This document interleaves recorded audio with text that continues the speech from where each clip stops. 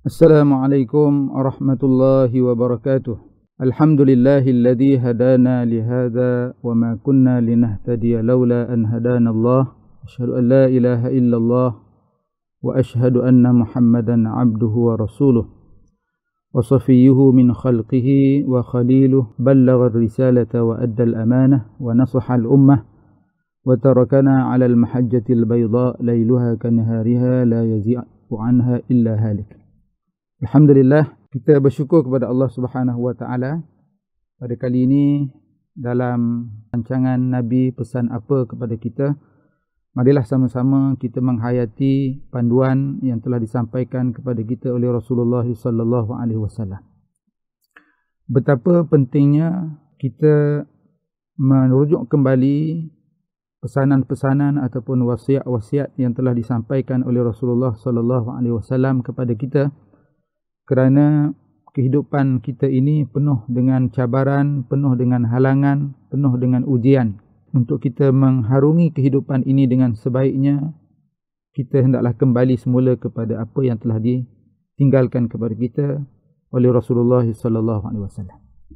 Pada kali ini, marilah sama-sama kita mendengar pesanan Nabi sallallahu alaihi wasallam tentang tiga golongan yang dimustajabkan doanya oleh Allah Subhanahu wa taala. Daripada Abi Hurairah radhiyallahu anhu, qala Rasulullah sallallahu alaihi wasallam, "Thalathu da'awatin mustajabat la shakka fihinna da'watul mazlum wa da'watul musafir wa da'watul walid ala waladihi." Abu Hurairah radhiyallahu anhu berkata, Rasulullah sallallahu alaihi wasallam telah bersabda, ada tiga jenis doa yang akan dikabulkan ataupun akan dimustajabkan oleh Allah Subhanahu wa taala, tidak ada syak ataupun keraguan padanya. Yang pertama, doa orang yang dizalimi. Yang kedua, doa orang yang bermusafir. Yang ketiga, doa orang tua untuk anaknya. Hadis ini diriwayatkan oleh At-Tirmizi, yang direkodkan oleh At-Tirmizi, yang dihukumkan ataupun status hadis ini adalah hadis hasan yang boleh dianggap sebagai dijadikan sebagai hujah. Saudara yang dirahmati Allah sekalian, daripada hadis ini kita dapat beberapa pengajaran. Yang pertama, ada tiga golongan yang Allah Subhanahu wa taala memberi keistimewaan di mana doa mereka ini dimustajabkan di sisi Allah Subhanahu wa taala. Iaitu doa orang yang dizalimi, yang kedua doa orang yang sedang bermusafir, dan yang ketiga doa dua ibu bapa kepada anaknya.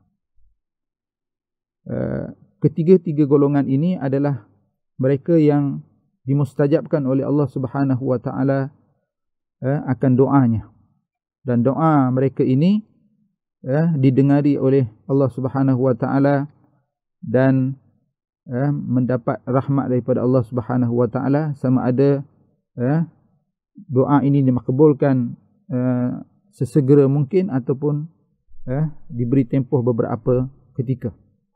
Yang pentingnya ialah ketiga golongan ini dijamin oleh Nabi sallallahu alaihi wasallam doanya dimustajabkan.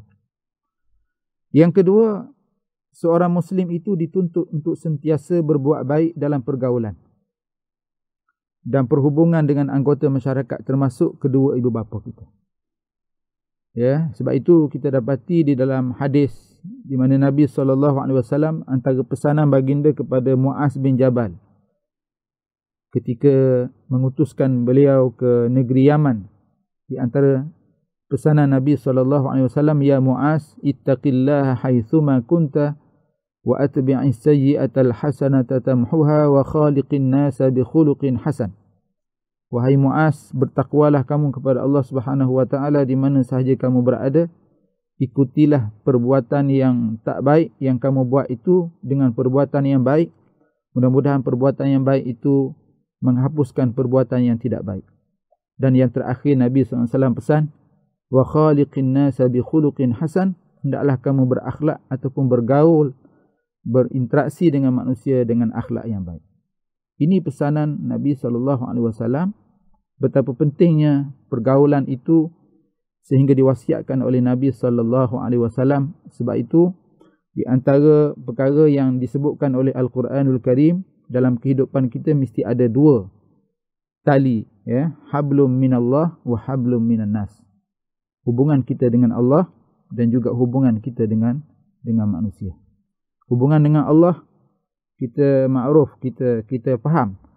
Hubungan manusia ialah kita menjalankan interaksi kita, muamalah kita secara yang telah diatur, dengan cara yang telah diatur oleh Rasulullah SAW, berdasarkan kepada akhlak yang ditunjukkan oleh Nabi SAW. Saudara sekalian, yang ketiga, hendaklah kita mengelakkan hubungan yang buruk dengan orang lain sehingga menjadi penyebab kita menzalimi orang lain. Kita nak jaga, kena jaga hubungan kita dengan orang lain itu, supaya orang selesa dengan kita, kita selesa dengan orang lain. Dalam hadis yang lain, Nabi SAW menyebutkan, al-mu'min ya'lifu wa yu'lafu. Seorang mukmin itu dia mudah dengan orang, mudah berjinak dengan orang, dan orang mudah berjinak dengan mereka. Dia saling memahami di antara satu sama lain. Itu adalah di antara ciri yang terbaik yang dimiliki oleh seorang yang beriman kepada Allah Subhanahu wa taala. Yang keempat pengajarannya ialah hendaklah kita memastikan kita tidak melakukan sesuatu yang buruk dengan kita menzalimi orang lain sehingga menjadi penyebab mereka berdoa yang buruk kepada kita.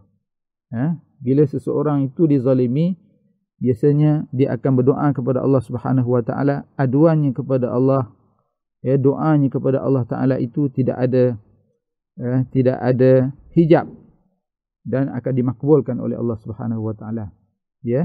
Sebab itu kita hendaklah menjaga hubungan kita dengan manusia supaya tidak berlaku kezaliman kepada orang lain. Yang kelima, bagi orang yang bermusafir, hendaklah kita mengambil kesempatan waktu mustajab doa sepanjang masa bermusafir dengan memperbanyakkan doa untuk diri dan orang lain. Di sana banyak doa-doa yang diajar oleh Nabi SAW ketika bermusafir. Ketika kita naik tempat yang tinggi, disunatkan untuk kita bertakbir, bertasbih kepada Allah Subhanahu wa taala. Banyakkan kita berdoa kepada Allah taala. Orang yang bermusafir ini dia menghadapi kesukaran. Kesukaran itu menyebabkan dia mudah fokus untuk berdoa kepada Allah Subhanahu wa taala. Orang yang fokus dalam berdoa, insya-Allah Allah taala akan makbulkan doanya. Dan yang terakhir, yang keenam, bagi ibu bapa, hendaklah kita mengambil kesempatan memperbanyakkan doa yang baik untuk anak-anak kita. Kata-kata yang buruk kepada anak juga boleh menjadi doa buat mereka dan ia perlu dielakkan. Sebab itu kita lihat malam orang lama kita, orang tua-tua kita, bila nak marah kepada anak-anak, dia tak cakap perkara yang buruk. Dia kata dia akan sebut bertuahnya anak ni, bertuahnya anak, jangan buat begitu comel, kalau orang Terengganu lah, buat sesuatu, kata-kata yang dikeluarkan itu walaupun dalam keadaan marah, tetapi dia pendamkan kemarahan itu, elakkan menggunakan bahasa-bahasa yang tidak elok yang boleh menyebabkan kerana kalam itu ataupun kata-kata itu adalah juga doa daripada ibu bapa. Oleh kerana itu, ibu bapa hendaklah memperbanyakkan doa kepada anak-anak, supaya kerana doa itu adalah doa ibu bapa kepada anak adalah doa yang dimustajabkan oleh Allah Subhanahu wa taala. Insya-Allah mudah-mudahan melalui hadis yang kita baca pada pagi ini, pada kali ini, kita dapat mengambil manfaat untuk kita senantiasa mendekatkan diri kita kepada Allah Subhanahu wa taala. Wassalamualaikum warahmatullahi wabarakatuh.